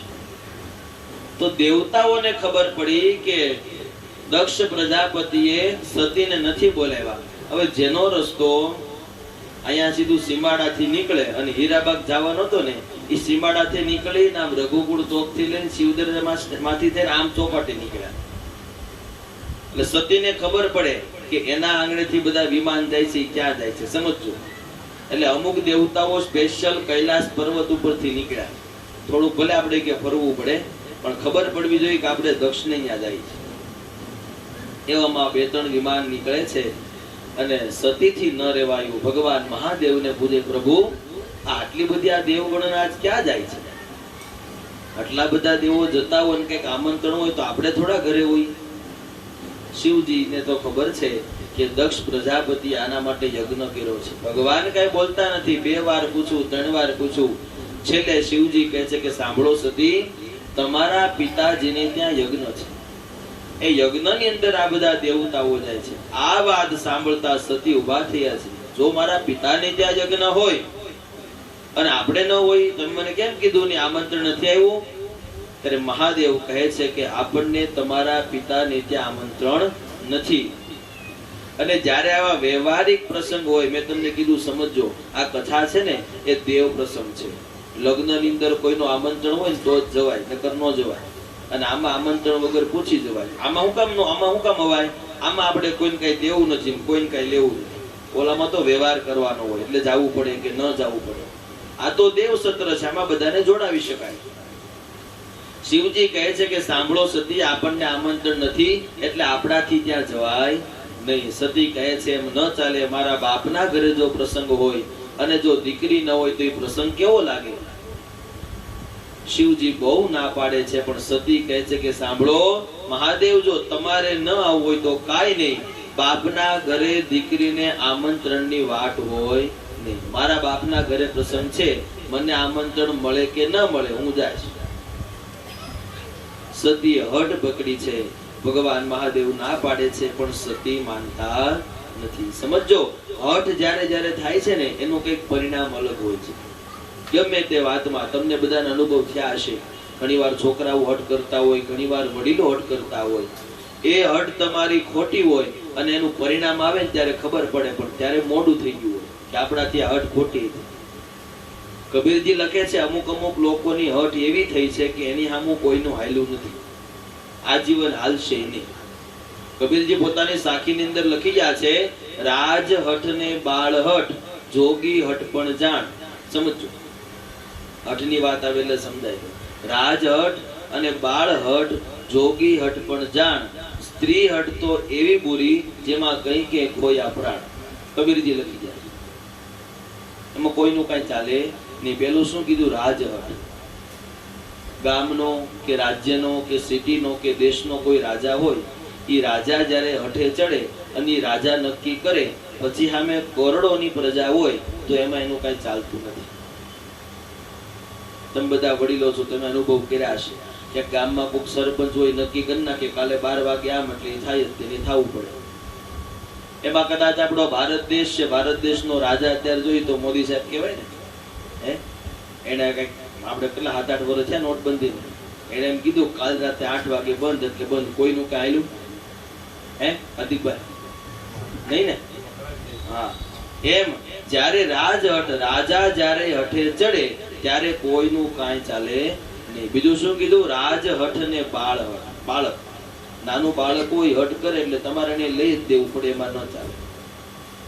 રાજ હઠ ને બાળ હઠ, જોગી હઠ પણ જાય. તમારા આંગણે કોઈ જોગી આવે, કોઈ સંન્યાસી આવે, કોઈ સાધુડો આવે, ઈ જો હઠે ચડી જાય એટલે માગે તમારે દેવું પડે. જોગી હઠ પણ જાણ. સ્ત્રી હઠ તો એવી બુરી, સ્ત્રીની હઠ, એમાં કઈ મારે બહુ કેવું નથી. તમે બધા અનુભવી છો. ઈ જયારે હઠ પકડે એમ કે આ જોશે એટલે તમારે ત્રીજા દિવસે લાવી દેવું પડે. એમાં કોઈ કઈ ચાલે નહીં. એમાં મને અનુભવ છે, તમને છે. એટલે જ્યારે આ 4-5 વ્યક્તિઓ હઠ પકડે, એમાં જ સ્ત્રી રૂપી સતીએ હઠ પકડી છે કે મહાદેવ, મારે મારા પિતાને ત્યાં જવું છે. શિવજી કાંઈ બોલતા નથી, મૌન રહ્યા છે. અને સતી પોતાના પિતાને ક્યાં ગયા છે. મહાન મોટો યજ્ઞ શરૂ છે. દરેક દેવતાઓના અલગ અલગ આસન છે. અહીંયા જે આપણે આસન કર્યા ને કે ભાઈ ગણપતિજીને આપણા આંગણે આવવું હોય તો ક્યાં બેસે, તો કે લાલ આસન છે ગણપતિ બાપાનું છે. આપણી કુળદેવી માતાજી આંગણે પધારે તો ક્યાં બેસે, તો કે લીલું આસન છે. એમ અહીંયા છેલ્લું સફેદ આસન છે ભગવાન શિવજીનું છે. તો યજ્ઞની અંદર પણ આસન બધાના મૂકવામાં આવ્યા હતા. જે જે દેવતાઓનું આમંત્રણ હતું એના આસન હતા. સતી યજ્ઞની અંદર પ્રવેશ કરે છે. પ્રવેશ કરતાની સાથે જોયું તો સતીને કોઈ બોલાવતું નથી. સમજો, દક્ષે ના પાડી છે કે ભૂલે ચૂકે કદાચ સતી અથવા મહાદેવ આવે તો એને કોઈ આવવાનો આગ્રહ કરવાનો નથી, કારણ કે એ ભાવનાથી જ આ યજ્ઞ હતો. સમજો, જે યજ્ઞની અંદર બદલો લેવાની ભાવના હોય એ યજ્ઞને તામસ યજ્ઞ કહેવાય છે. ત્યાં કોઈ દિવસ દેવતાઓ આવતા નથી. સતીએ જોયું કોઈ બોલાવ્યા નહીં, કાંઈ નહીં, મારા ઘરે આવડો મોટો પ્રસંગ છે. જોજો, આ દીકરીનું તો મન મોટું જ હોય. મારા ઘરે આવડો મોટો પ્રસંગ છે તો મારા મા બાપ કામમાં હશે. થોડી આગળ ગઈ, જોયું તો દરેક દેવતાઓના આસન છે પણ ક્યાંય શિવજીનું આસન દેખાણું નથી. શિવજી માટેનું કોઈ સ્થાન જ નથી આખા યજ્ઞની અંદર.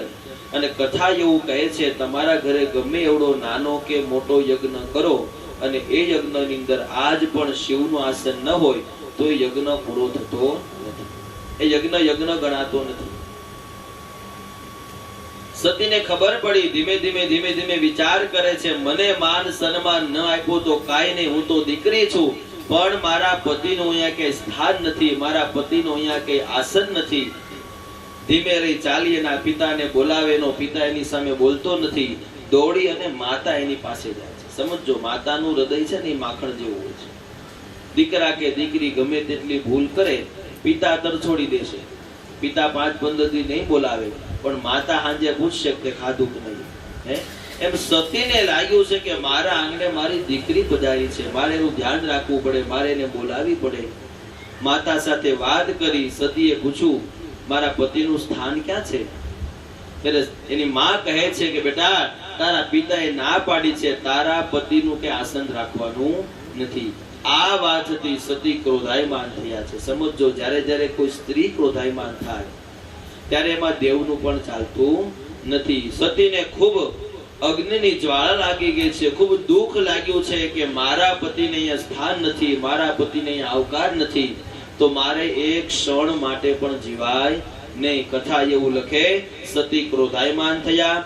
સતીએ પોતાના જમણા પગના અંગૂઠામાંથી અગ્નિ પ્રગટ કરી છે અને એ જ અગ્નિથી સતી અગ્નિની જ્વાળાથી બળી ગયા છે.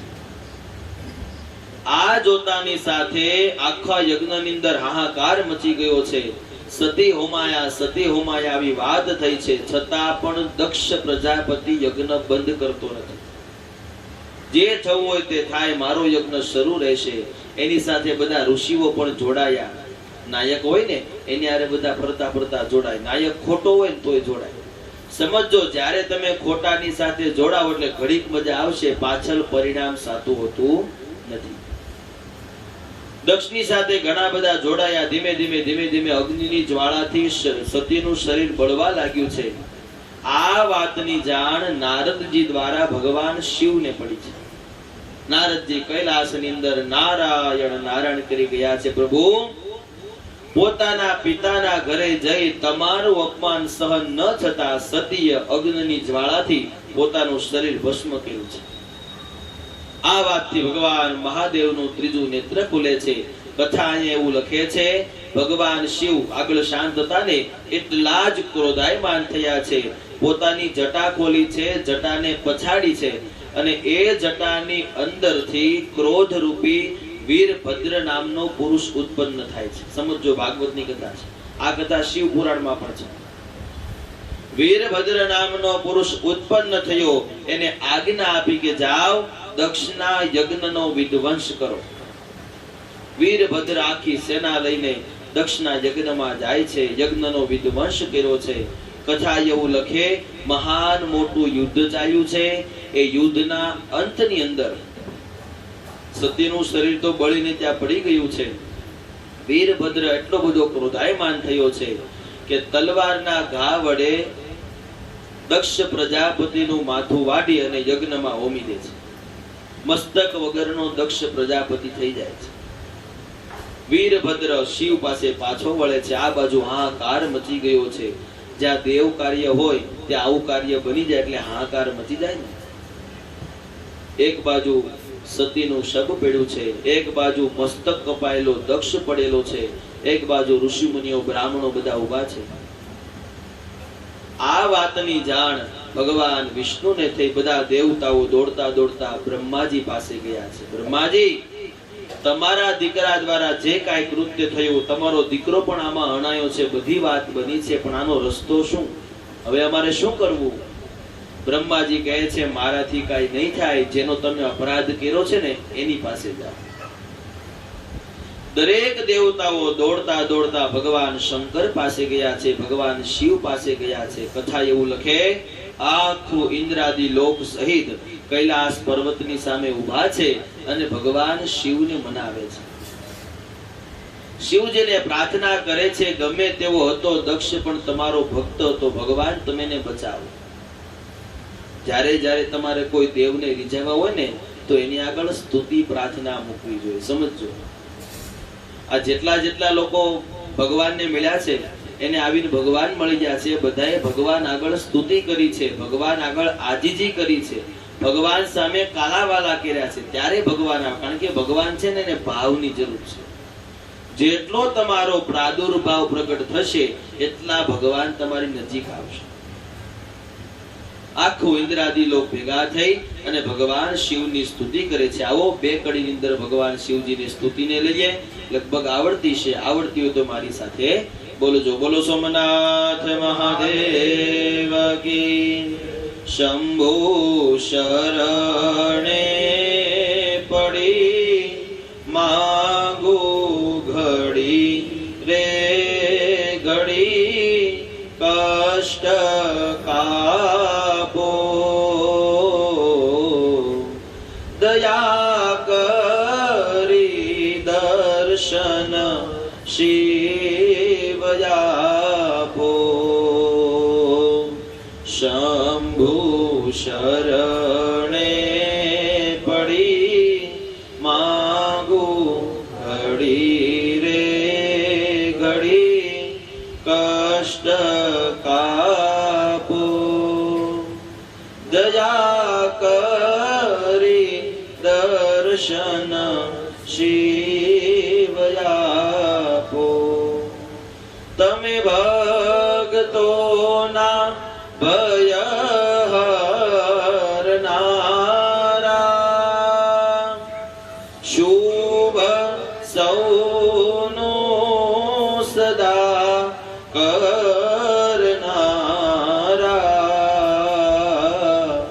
હું તો મંદમતી તારી અકળ ગતિ કષ્ટ કાપો દયા કરી દર્શન શિવ આપો. દયા કરી દર્શન શિવ આપો. દરેક દેવતાઓ મળી ભગવાન શિવને પ્રાર્થના કરે છે, પ્રભુ અમે જે આ કષ્ટમાં છીએ, તમારો ભક્ત છે, તમે એને બચાવો. ભગવાનને પ્રાર્થના કરી. જ્યારે જ્યારે આવી હૃદયના ભાવથી પ્રાર્થના થાય ને ત્યારે ભગવાન આવે નહીં, ભગવાનને આવવું જ પડે છે. સમજો, ભગવાન શિવને સાથે લઈ જ્યાં દક્ષ પ્રજાપતિનો યજ્ઞ હતો એ યજ્ઞની અંદર દરેક દેવતાઓ ત્યાં પધારે છે. દરેક દેવતાઓ તે યજ્ઞની અંદર પધાર્યા. હવે દક્ષ પાસે બોલવા માટે વાણી નથી. સમજો, ભગવાને આપણને વાણી આપી છે, બુદ્ધિ આપી છે, તો આપણે પ્રાર્થના કરી શક્યા ને. હવે દક્ષને તો ઘણી પ્રાર્થના કરવી છે, ઘણી માફી માંગવી છે, પણ કઈ રીતે થાય? ત્યારે કથા એવું લખે છે કે દક્ષ પ્રજાપતિએ પોતાના બે હાથ વડે તાળી પાડી અને ભગવાનની પ્રાર્થના કરી છે. કારણ કે બોલવા માટે વાણી તો નથી. એટલા માટે એ દક્ષ પ્રજાપતિએ તાળી પાડી અને એની તાળી પાડવાથી ભગવાન રીઝ્યા છે. સમજો, તમે લગભગ શિવ ભક્તોને જોયા હશે, શિવ મંદિરમાં જાય એટલે તાળી પાડતા હોય.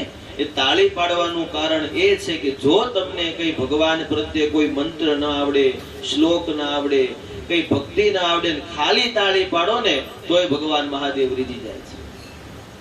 દક્ષ પ્રજાપતિએ તાળી પાડી, ભગવાન રીઝ્યા, ભગવાનનો ક્રોધ શાંત થયો અને દક્ષ પ્રજાપતિ એનું મસ્તક તો છેદાઈ ગયું, કારણ કે નંદીનો શ્રાપ હતો. સાંભળ્યું ને આપણે કે તને બોકડાનું મુખ મળશે, એટલે મનુષ્યનું રૂપ ન દીધું અને દક્ષ પ્રજાપતિને બોકડાનું મુખ આપ્યું.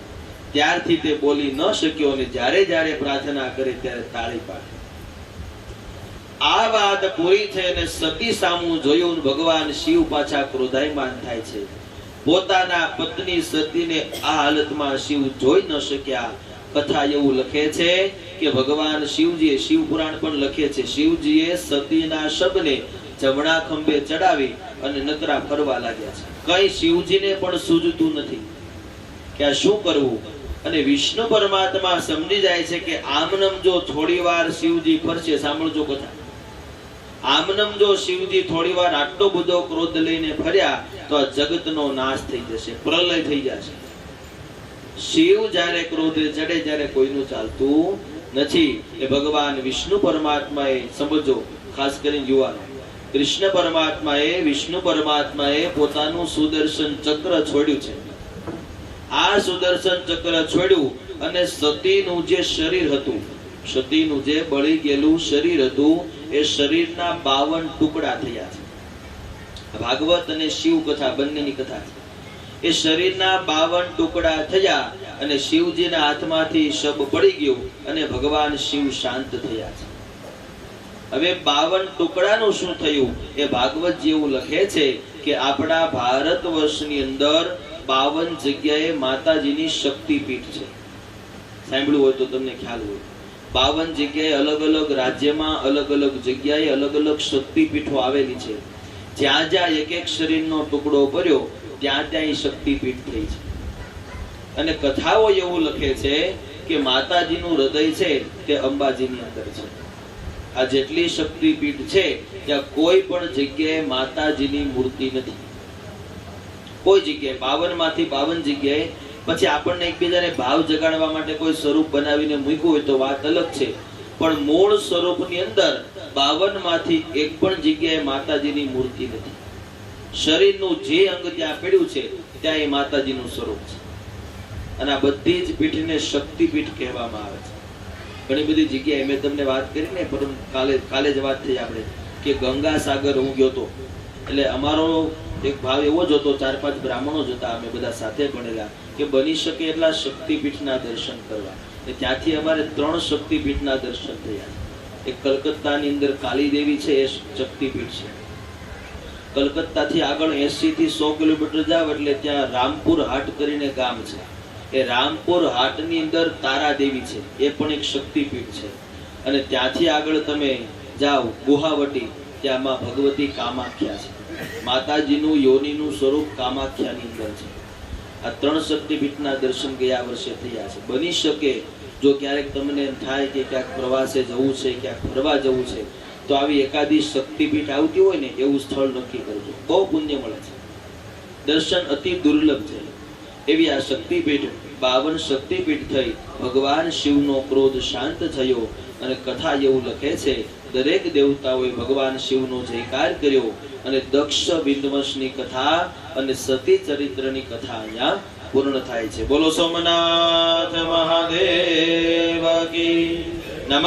પાર્વતી પતયે હર હર દેવ. આગળ કથાની અંદર પ્રવેશ કરીએ. જો કે ઘણી જ્યોતિષીયમ કથા લેવાતી જાય છે, ધીમે ધીમે તમને બધા ઉતરે છે ને મગજમાં. આની આ કથા પણ હજી વિસ્તારથી કહી શકાય, પણ કંઈક 2 ટાઈમની કથા હોય કંઈક એવું હોય તો, પણ છતાં પણ બને એટલો પ્રયાસ લઈ અને તમને વિસ્તારથી જ કહેતો જાઉં છું. બરાબર? ન સમજાય પાછા કહેજો. પાછા બીજા આગળના કથાની અંદર પ્રવેશ કરીએ. હવે જે મનુ મહારાજની દીકરીનું જે વર્ણન અહીંયા કર્યું, હવે મનુ મહારાજના દીકરાના વંશનું વર્ણન કહે છે. જોજો, પરીક્ષિતને રુચિ જાગી છે. શ્રોતા હોય તો પરીક્ષિત જેવો હોવો જોઈએ, કથા એવું કહે છે. કે પરીક્ષિતને કીધું કે ભાઈ મનુ મહારાજને ત્યાં 3 દીકરીઓ થઈ, 2 દીકરા થયા. એટલે પરીક્ષિત પૂછતો જાય છે કે આ દીકરાનું શું થયું, આ દીકરાનું શું થયું, આ દીકરીનું શું થયું. એમ પરીક્ષિતને રુચિ જાગી છે, પ્રભુ તમે મને આ કથા કહી, હું બળભાગી થયો છું. હવે મારે પરીક્ષિત પ્રશ્ન કરે છે કે મનુ રાજાને ત્યાં જે 2 સંતાનો થયા, 2 દીકરા થયા, એનો વંશ કઈ રીતે ચાલ્યો, એના વંશમાં કોણ કોણ થયું, એની આ કથા કહે છે. કથા એવું લખે, મનુ રાજાને ત્યાં 2 દીકરા હતા. સાંભળજો યુવાનો, ખાસ બહેનો. મનુ રાજાને ત્યાં 2 દીકરા હતા, પ્રિયવ્રત અને ઉતાનપાદ. એકનું નામ પ્રિયવ્રત હતું અને એકનું નામ ઉતાનપાદ હતું. ઉતાનપાદના વંશની અંદર અહીંયા કથા કહે છે, ઉતાનપાદને ત્યાં 2 સ્ત્રી હતી. 2 સ્ત્રી હતી. આ બંને સ્ત્રીનું નામ હતું, એકનું નામ હતું સુનીતિ અને એકનું નામ હતું સુરુચિ. શબ્દને સમજો. સુનીતિ અને સુરુચિ આ રાજાને 2 પત્ની હતી, ઉતાનપાદ રાજા. કથા એવું લખે છે કે સુનીતિને ત્યાં, અને સુનીતિ હતી ને એ રાજાની અનમાણીતી રાણી હતી, ન ગમે ને એવી રાણી હતી. કોણ? સુનીતિ. શબ્દ સમજો. અને સુરુચિ હતી એ રાજાને ગમતી રાણી હતી. શું કામ? શબ્દને તમે સમજો. સુનીતિ અને સુરુચિ. આપણે બધાને 2 પત્ની છે, સ્ત્રીઓને પુરુષોને બધાને, મારે તમારે. આપણને પણ સુનીતિ પણ હોય છે આપણી પાસે, સુરુચિ પણ હોય છે. પણ આપણે બધા જ ઉતાનપાદ જેવા ગાંડા છે. સમજો, હું શબ્દ સાચો જ કહું છું. ઉતાનપાદની જેવા આપણે બધા ગાંડા છે. આપણને સુરુચિ ગમે છે. સુરુચિ એટલે કે જે રસ્તે નથી જવાનું એ રસ્તો આપણને પહેલા ગમે છે. આપણને સુનીતિ ગમતી નથી. સત્ય બોલવું, સત્યના માર્ગે ચાલવું, સાચું બોલવું, કોઈની પાસે કપટ ન કરવું, કોઈને ન કહેવાના વાક્ય ન કહેવા, આનું નામ સુનીતિ છે. એ આપણને ગમતી. સુરુચિ ગમે છે. ક્યારે હું આને 2 શબ્દ કહી દઉં, ક્યારે આની પાસે કપટ કરી લઉં, ક્યારે આના 2-5 પૈસા છીનવી લઉં, આ બધી સુરુચિ છે. આ કથાનું માધ્યમ જો કે પૂર્ણાવધિમાં કહે છે, પણ શરૂઆતમાં તમને જણાવું, કથા એવું સમજાવે છે, બની શકે ત્યાં સુધી સુનીતિ સાથે ચાલવું. સુરુચિનો બહુ આગ્રહ રાખવો નહીં. પણ આ ઉતાનપાદ રાજા ગાંડો છે અને સુનીતિને અનમાણીતી રાખે છે અને સુરુચિને સાથે વધારે રહે છે.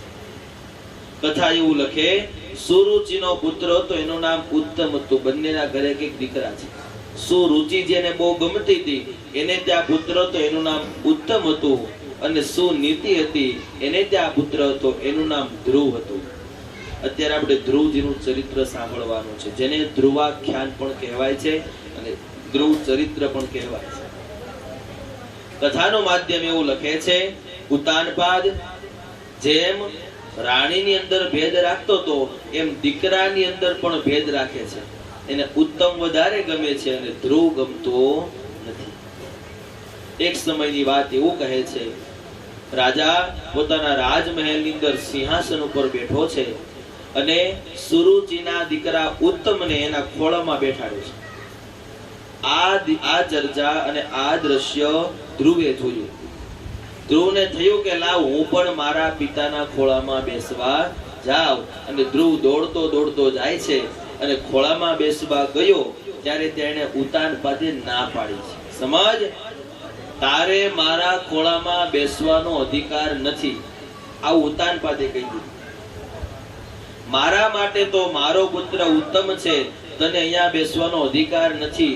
અને તારે જો જવું હોય ને તો તારા બાપ નારાયણના ખોળામાં બેસવા જા. આ ઉતાનપાદે કીધું. શું કીધું? તારે જો કોઈનો ખોળો જોતો હોય તો તારા બાપ નારાયણના ખોળામાં બેસવા જા. આમ કરીને કાઢી મૂકો. આ ધ્રુવ દોડતો દોડતો માં સુનીતિ પાસે આવે છે. માં, આજે મને પિતાએ આવા વાક્ય કીધા, શું એનો હું દીકરો નથી? પુત્ર તરીકે મારી ફરજ ન બને? આવી બધી એક નાનો એવો 8 થી 12 વર્ષનો બાળક છે. ભાગવત કથા આટલા વર્ષના બતાવે છે. અને એ સમયની અંદર સમજો, હવે માતાનું તત્વ, માતા પ્રત્યે પુત્રનો ભાવ. ત્યારે માતા એવું કહે છે, બેટા તારા પિતાએ સાચી વાત કરી છે. તારા માટે જો તારો બાપ હોય ને હકીકત તો ભગવાન નારાયણ છે. તારે જે જોતું હોય ને ઈ આપશે. આ તો કાળા માથાના માનવી છે, આ તને શું આપી શકશે? આમ વાત કરી ત્યારે ધ્રુવ પૂછે છે, મારે નારાયણને ક્યાં ગોતવા, ક્યાં શોધું નારાયણને? ત્યારે માં સુનીતિ કહે છે, જો તારે નારાયણને મળવું હોય ને તો તારે વનમાં જવું પડે, તારે તપ કરવું પડે, કઠિન તપ કરીશ ને ત્યારે તને નારાયણ મળશે. સમજો, 8 થી 12 વર્ષના દીકરાને વનમાં મોકલવા માટે માં તૈયાર થઈ છે. આનું નામ ભક્તિ છે. આપણે તો છોકરો 15 વર્ષનો થાય ને તો હોસ્ટેલમાં નથી મૂકી શકતા, હે કે મારો દીકરો મારી પાસે. જ્યારે તમે એને કંઈક બહાર મોકલશો, બીજા એવા તત્વની અંદર મોકલશો, થોડુંક કઠિન અને તપ આપશો તો એને આ જગત સમજાશે. આ યુવાન અને છોકરા બેઠા છે એટલે ખાસ કરીને વડીલને તમને કહું છું, તમારું બાળક, જો કે આ બધા છોકરાઓ જે મોટા થઈ ગયા, સમજના થઈ ગયા છે, તમે કોઈ પેલા સમજી જાય એવા છે, આ બધા વખાણ કરવા પડે ને, હાથથી પૂરા કરવા કઈ કે આ બધા ફરી જાય છે, બધા સંસ્કારી, બરાબર ને? પણ કહેવાનું તાત્પર્ય એ છે કે તમને તમારું સંતાન કોઈ પણ કર્મ કરે પણ એને તમે પૂરેપૂરા 100 માર્ક નહીં આપો. આ ભલે બેઠા હોય તો તમને કહું છું, આ મારો પોતાનો જાત અનુભવ છે. મેં પેલી 3 કથા કરી અને કથા કરીને અહીંથી ઉતરું, મારા પપ્પા મારી સામે બેઠા હતા, 3 કથામાં કથા કરીને ઉતરું એટલે પહેલા મારી એક ભૂલ કાઢી. જ્યારે મને બહુ ખોટું લાગતું, જે છે તમને કહું કે હું આ વર્ષની આટલી ઉંમરે આ કથા કરું છું, છતાં પણ મારામાં હજી આને કંઈક અધૂરું દેખાય છે.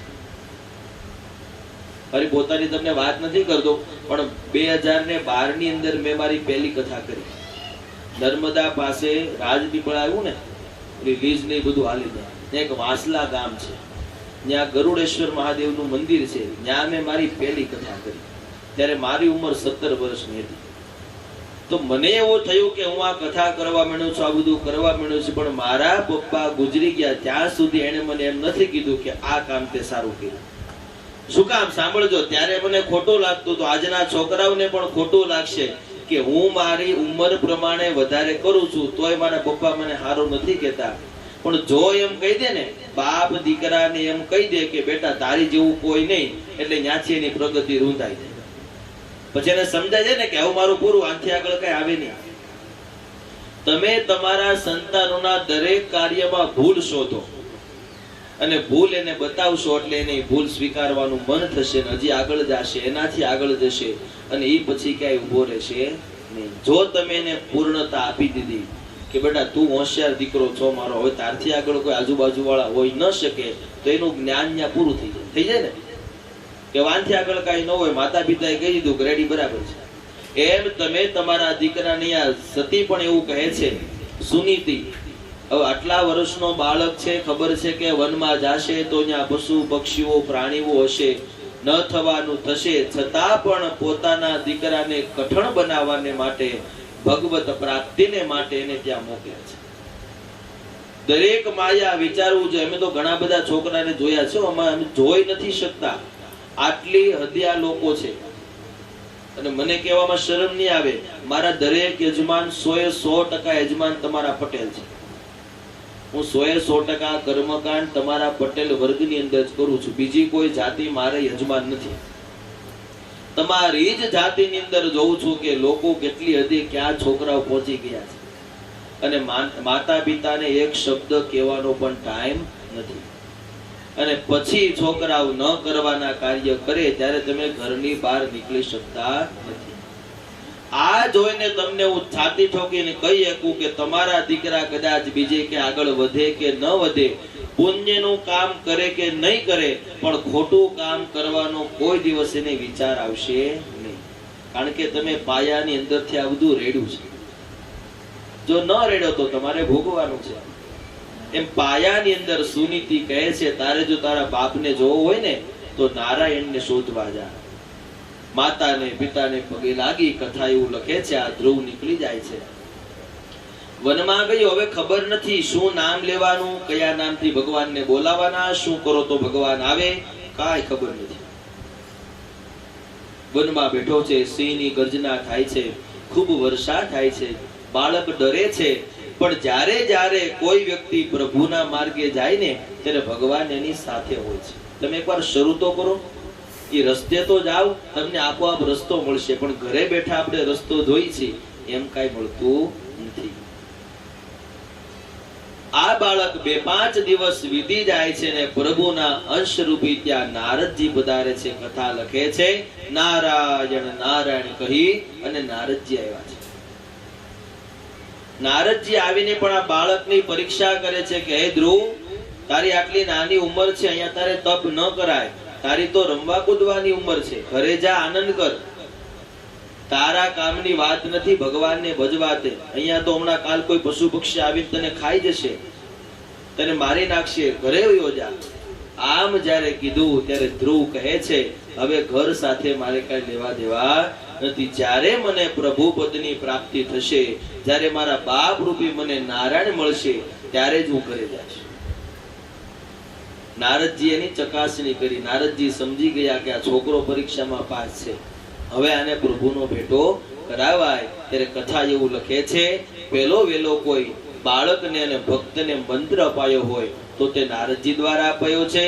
સાંભળ, તારે જો નારાયણને મળવું હોય, તારે જો પિતા રૂપી પ્રભુને મળવું હોય તો ઓમ નમો ભગવતે વાસુદેવાય આ મંત્રના જપ કર, તને જરૂર પ્રભુ મળશે. આ ધ્રુવ નારદજીના કહેવાથી પદ્માસન લગાવી પોતાના મને એક ચિત્ત કરી, આજુબાજુમાં શું છે, કોણ છે, કેવા અવાજ છે. ખાલી વિચાર કરો, જંગલની અંદર આપણે શેરીમાં રાતે 12 વાગે નીકળો તો વિચાર કરીએ કે અંધારું થઈ ગયું છે, કોઈનો અવાજ આવતો નથી, કેમ જાવું. આ ઉંમરની અંદર આ બાળક જંગલની અંદર રહી, પશુ પ્રાણીઓની વચ્ચે રહી અને ભગવાનનું તપ કરે છે. ઓમ નમો ભગવતે વાસુદેવાય, ઓમ નમો ભગવતે વાસુદેવાય, એક ધારવા મંત્રોને ઉચ્ચારણ કર્યું છે. કથા એવું લખે, આ ઉચ્ચારણ કરતા કરતા કરતા કરતા તપ શરૂ થયું. ઘણા વર્ષો સુધી આ તપ ચાલ્યું છે. સુગ્રીવે કાનમાં માળા કરી દીધા છે, શરીર સુકાઈને લાકડા જેવું થઈ ગયું છે. ત્યારે નારદજી નારાયણને કહે છે, પ્રભુ આ બાળ ભક્તની આટલી મોટી પરીક્ષા, સમજો, આટલી મોટી પરીક્ષા બાળ ભક્તની ન હોય, તમે એને બાળક બનાવીને ચરણે પડો, તમારા ચરણના સ્પર્શ એને આપો. અને ભગવાન પૂર્ણ પુરુષોત્તમ નારાયણ પોતે મધુવનની અંદર પધારે છે, વિરાટ સ્વરૂપ ધારણ કર્યું છે. બેટા ધ્રુવ, આમ કહી ભગવાન એને બોલાવે છે. ધ્રુવે આંખ ખોલી છે, ભગવાનના દર્શન થયા છે, ભગવાને પોતાનું તેજ ઓછું કર્યું છે. ધ્રુવ કહે છે, મને તમારા ચરણમાં રાખો. ભગવાન કહે છે, બોલ, માગવું હોય તે માગી લે, તારી પર પ્રસન્ન થયો છું. ત્યારે ધ્રુવ કહે છે, મારે કોઈ સત્તા સંપત્તિ જોતી નથી, મારે તમારું શરણું જોઈએ છે. ભગવાન વિષ્ણુ પરમાત્મા કહે છે, સાંભળ, તને હું વરદાન આપું છું. અહીંયા ભગવાન દ્વારા વરદાન મળ્યું છે કે તારે હજી તારા પિતાનું રાજ્ય કરવાનું છે. કથા એવું લખે કે ભગવાન વિષ્ણુ પરમાત્માએ ધ્રુવને 36,000 વર્ષનું રાજ્ય આપ્યું છે. તારા પિતાની ગાદી ઉપર તારે 36,000 વર્ષ રાજ્ય કરવાનું છે. અને તે જે મારું તપ કર્યું છે, આખું જગત તને આજીવન યાદ કરે, એટલે 36,000 વર્ષ પૂરા થાય પછી હું તને ધ્રુવ પદની પ્રાપ્તિ આપીશ. ઉત્તર દિશાની અંદર રાત્રિ કાળમાં આકાશમાં આપણે જોઈએ છે ને, ધ્રુવનો તારો આપણે બધા બોલીએ છીએ, એ સાક્ષાત એ ધ્રુવ પોતે છે. આજે પણ 7 ઋષિઓ એની પરિક્રમા કરે છે. આવી એને ધ્રુવ પદની પ્રાપ્તિ થઈ. કથા એવું લખે, કદાચ આજના કલિયુગમાં રહીને આપણે કદાચ ધ્રુવ બની શકીએ કે ન બની શકીએ, પણ ધ્રુવ જેટલી ભક્તિ કરવાનો પણ આપણી અંદર તાકાત હોવી જોઈએ. ઘણા બધા બાળ ભક્તો થઈ ગયા છે, ઘણા બધા ભક્તો થયા. ભક્તરાજ, તમને એક નાનું દૃષ્ટાંત બતાવું. ભક્તરાજ પુંડરીક, તમે નામ સાંભળ્યું. ભક્તરાજ પુંડરીક થઈ ગયા, સાક્ષાત ભગવાન વિઠ્ઠલનાથનું રૂપ લઈ અને એને દર્શન દેવા માટે આવેલા. આ ભક્તરાજ પુંડરીક માતા પિતાને માનતો નહોતો, એની સેવા પૂજા ન કરતો. એક કથાની અંદર ગયો અને વક્તા દ્વારા કહેવામાં આવ્યું કે તું માતા પિતા છે એ જ દેવ છે. એટલે પુંડરીકને મનમાં લાગી ગયું કે જે કાંઈ થયું તે મારે મારા માતા પિતાની સેવા કરવી છે. એ સંઘ જતો હતો, એ સંઘ જાત્રાએ જાય છે ને નગર શેઠ હતા ને, એ આખા સંઘને લઈ જતા હતા કે આ બધું પુણ્ય મને મળે. આપણે કેમ એક વ્યક્તિ હરિદ્વાર લઈ જાય 200 જણા, એમ સંઘ અડધે પહોંચે છે એટલે આકાશવાણી થઈ એ નગર સેવક ઉપર કે સાંભળ, તારા નગર યાત્રાની અંદર એક યુવાન છે જેના માતા પિતાને ઘરે દુખી મૂકી અને તારી સાથે આવ્યો છે.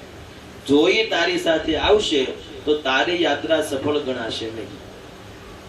એટલે પુંડરીકને કાઢી મૂક્યો. પુંડરીકને લાગી ગયું અને એને માતા પિતાની સેવા કરી. કથા એવું કહે છે કે પંઢરપુરની અંદર આ ભક્ત થઈ ગયો. રાજ્ય મને યાદ આવ્યું. પંઢરપુરની અંદર આ પુંડરીક મહારાજ થઈ ગયા. એટલે ભગવાન માતા પિતાની સેવા કરતા હતા અને ભગવાન પરીક્ષા કરવા માટે આવા કૃષ્ણ પોતે વિઠ્ઠલનાથનું રૂપ લઈ દરવાજે ઊભા છે. પુંડરીક માતા પિતાને સ્નાન કરાવે છે અને ભગવાન કહે છે કે સાંભળ પુંડરીક, હું પોતે ભગવાન છું, વિઠ્ઠલનાથ છું અને તને દર્શન દેવા આવ્યો છું. અને ત્યારે એ પુંડરીકે કીધું તું તમે ભગવાન હોવ તો વાંધો નહીં, અત્યારે હું મારી માતા પિતાની સેવા કરું છું, થોડી વાર માટે ઊભા રહો. ત્યારે વિઠ્ઠલનાથ, જોજો ભગવાન પણ સાચા ભક્તના દર્શનની રાહે હોય છે. એટલે ભગવાન વિઠ્ઠલનાથે કીધું કે મને બેસવા માટે આસન તો દે. એટલે માતા પિતાને સ્નાન કરાવતા કરાવતા બાજુમાં ઈંટ પડી હતી. એ પુંડરીકે ઈંટનો ઘા કર્યો. થોડી વાર માટે આની ઉપર ઉભા રહ્યો, હમણાં હું મારા માતા પિતાની સેવા કરી પછી તમારી પાસે આવું છું.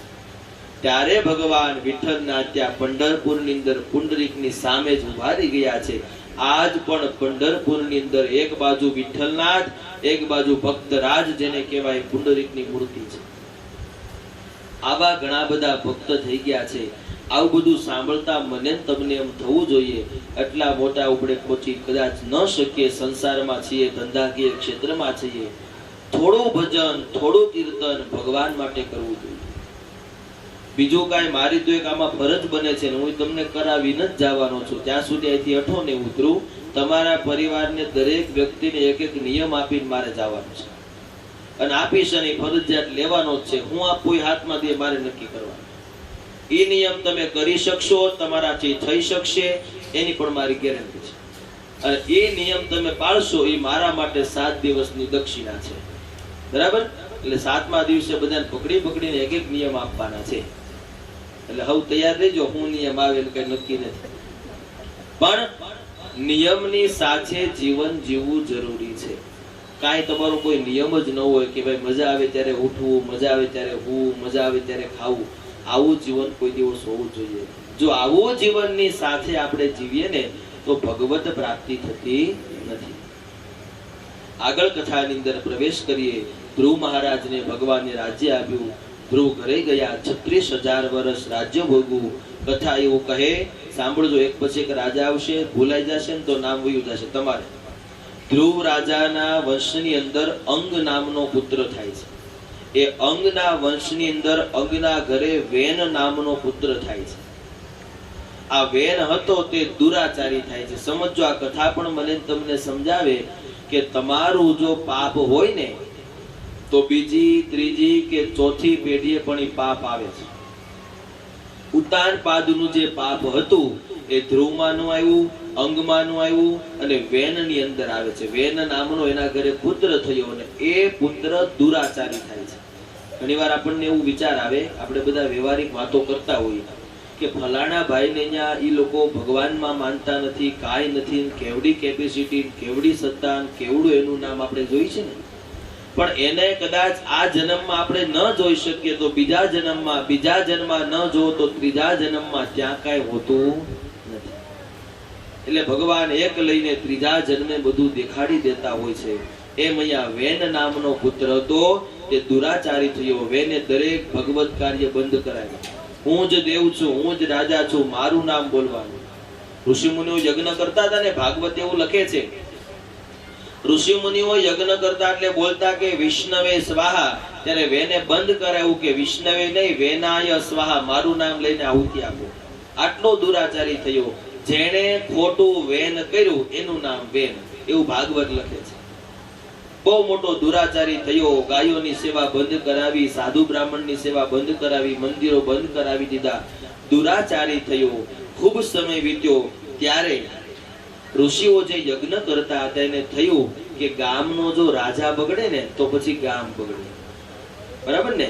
ગામનો રાજા જો બગડે તો ગામ બગડે, દેશનો રાજા બગડે તો દેશ બગડે. ઘરનો જે મુખ્ય હોય, ઘરના મુખિયાજી હોય, ઈ બગડે તો ઘર બગડે. આ તમારું ઘર છે, તમારો પરિવાર છે, આનો વડીલ જો બગડે ને તો આખું ઘર બગડે. એમાં રાજા બગડ્યો છે, જો રાજા બગડશે તો આ પ્રજા બગડશે, પ્રજા બગડશે એટલે આ જગત બગડશે. એટલે દરેક ઋષિ મુનિઓએ જોજે વેદ મંત્રની તાકાત શું છે. દરેક ઋષિ મુનિઓએ વેદને બોલાવ્યો છે અને એક સાથે વેદ મંત્રનો હુંકાર કર્યો છે. જ્યારે જ્યારે વેદ મંત્રનો એક સાથે હુંકાર થાય ત્યારે જે અતત્વ હોય, જે અશુભ તત્વ હોય એનો ત્યાં નાશ થઈ જાય છે. એક સાથે વેદ મંત્રનો હુંકાર થયો એટલે વેનનું પ્રાણ વયા જાય છે. વેનનો નાશ થયો, વેનનું ત્યાં શબ પડ્યું છે. થોડી વાર થઈ એટલે ઋષિ મુનિઓને પાછો વિચાર આવ્યો કે રાજા વગરની પ્રજા હોય, બરાબર ને, 5-10 જણાનું ઘર ચાલતું હોય અને એમાં કોઈ ઘર ચલાવવા વાળું વ્યક્તિ ન હોય, બધું આપણે આપણી ભાષામાં કહો તો લોલમ લોલ હાલતું હોય તો એ ભેગું ન થાય. એ મહિનાની 1 તારીખે 30 આવે તો એ હપ્તા ન ભરી શકીએ, બરાબર ને. જેમાં બધું ગોઠવેલું હોય કે આને આ 15 આમ કરવાનું, આને 5 આમ કરવાનું, તોય પૂરું થાય. એમ પ્રજાને સંભાળવા માટે રાજાની જરૂર પડે. હવે રાજા તો નથી આપણી પાસે, ગમે તેવો હતો પણ રાજા હતો. ઋષિ મુનિઓ અને બ્રાહ્મણના કહેવાથી, સમજો ભાગવતની કથા, આ કથા લગભગ વડીલોએ તમે કોઈ નહીં સાંભળ્યું. કથા કહેવાનો મારો ભાર એટલા માટે છે, આ વેનનું જમણા પગનું સાથળ હતું, એ સાથળનું ઋષિ મુનિઓએ દોહન કર્યું અને એ દોહન કર્યું એમાંથી પહેલા એક કાળ પુરુષ ઉત્પન્ન થયો. એ શું હતું? એ વેન રાજાનું પાપ હતું. અત્યાર સુધી જે પાપ કર્યા હતા ને એ પાપ રૂપી કાળ પુરુષ ઉડી ગયો. પાછું દોહન કર્યું તો એમાંથી સાક્ષાત ભગવાનનો અવતાર એવા પૃથુ મહારાજ પ્રગટ થયા છે. પૃથુ મહારાજ રાજસ એટલે કે રાજાના વેશની અંદર પ્રગટ થયા. દેવતાઓએ, ઋષિ મુનિઓએ, બ્રાહ્મણોએ, ગ્રામવાસીઓએ પૃથુ મહારાજનો જયકાર કર્યો છે. બોલીએ શ્રી પૃથુ મહારાજ કી. પૃથુ મહારાજ પ્રગટ થયા. પૃથુ મહારાજે પૃથ્વીનું દહન કર્યું. પૃથ્વીનું દહન એટલે પૃથ્વી જે માં છે એ જ્યારે પૃથુ રાજા રાજા થયા ત્યારે પૃથ્વી દ્વારા કાંઈ મળતું નહોતું પ્રજાને. અત્યારે આપણે 1 દાણો વાવીને 1000 દાણા મળે છે ને જે કાંઈ તમે વાવો છો ઔષધિ મળે છે ને, ત્યારે પૃથ્વીજી કાંઈ આપતા ન હતા. ત્યારે કથા એવું લખે છે કે પૃથુ મહારાજે પૃથ્વીનું દોહન કર્યું અને પૃથ્વીને દંડ આપી અને પૃથ્વીને ઔષધિ આપતી કરી. પેલા પૃથુ મહારાજ આવ્યો, સમજો વાક્યને, પૃથુ મહારાજ આવ્યા ત્યાં સુધી ઋષિ સંસ્કૃતિ હતી અને પૃથુ મહારાજનો જન્મ થયો ત્યારથી કૃષિ સંસ્કૃતિ આવી. જે આપણે આ ઝાડ પાન, અત્યારે તો બધું બહુ યુવાનો સારા કામ કરે છે કે વૃક્ષ વાવો, પર્યાવરણ બચાવો. આપણે પણ જો બીજા બધા કરે કે ન કરે, શરૂઆત આપણે કરશું ને તો જગત શરૂઆત કરશે. કોઈ દિવસ बिना कारण कोई वृक्ष ने कापवू न જોઈએ. બને શકે તો 2 વૃક્ષ વાવવા જોઈએ. અહીંયા પૃથુ મહારાજ આપણને શીખવી ગયા છે પૃથુનું દોહન કરવાથી વનસ્પતિ, ફળ, ફૂલ, છોડ, ઔષધિ આ બધું આપણને ક્યાંથી મળ્યું છે. કથા એવું લખે, પૃથુ મહારાજના લગ્ન અર્ચી મહારાણી સાથે થયા. બંને વનમાં તપ કરવા ગયા અને પૃથુ ચરિત્ર અહીંયા પૂર્ણ થાય છે. કથાના માધ્યમની સાથે પૃથુ ચરિત્રની સાથે ચોથો સ્કંદ પણ અહીંયા પૂર્ણ થાય છે. આવો આ બધી કથાને, દક્ષ ચરિત્રની કથા, ધ્રુવાખ્યાનની કથા અને પૃથુ ચરિત્રની કથા, આ બધી જ કથાને ચોથો સ્કંદ ભગવાનના ચરણોમાં અર્પણ કરીએ. કાયેન વાચા મનસેન્દ્રિયૈર્વા બુદ્ધિયાત્મના વા પ્રકૃતિ સ્વભાવા કરોમિ યદિયત સકલં પરસ્મે નારાયણાયેતિ સમર્પયામિ નારાયણાયેતિ સમર્પયામિ. બોલો કૃષ્ણ કનૈયા લાલ કી.